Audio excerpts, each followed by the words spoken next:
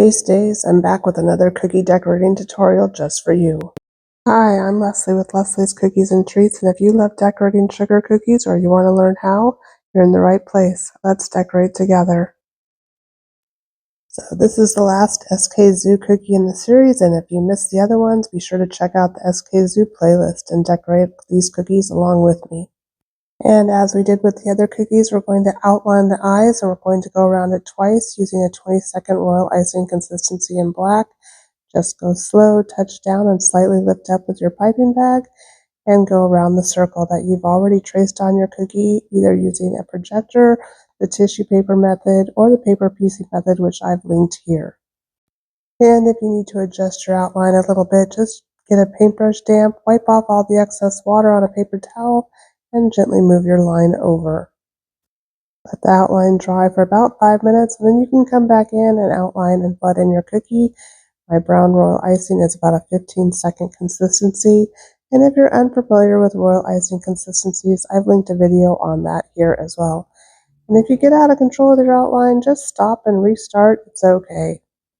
As you flood in the cookie with the same icing, you can kind of push your outline where you need it to be, and you can fix anything else with your scribe or your toothpick after you're done flooding the cookie. And as you're flooding, be careful not to go over the top of those black outlines that we already made for the eyes. Now that you're done flooding, just go ahead and take your scribe and push that icing all the way up against the eyes and out to the edge, and this is where you can also fix your outline if you didn't get it quite up to the cookie edge. And then grabbing your white icing, put a big dot in each of the eyes. Be careful again not to go over that black outline.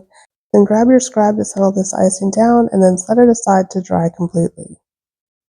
And now that the cookie's dry, I'm going to grab some white gel food color and my projector and project the face onto the cookie, and then just paint in where his teeth would be with the white gel food color. If you don't have a projector, again, you can use the paper piecing method or the tissue paper method to transfer the design to your cookie, and that is linked here. Also, you want to grab a black elbow marker and outline the eyes and the rest of the details on the cookie. And one last thing before we turn the projector off is to grab your brown icing and to carefully outline the hair. Now my brown icing is a flood consistency, and this would be better done as a detail consistency, but it works here. And so now that my projector's turned off, I'm just going to color in the rest of these details, and then I'll grab my black royal icing again and fill in the nose and outline the mouth. And then this stray kid is done.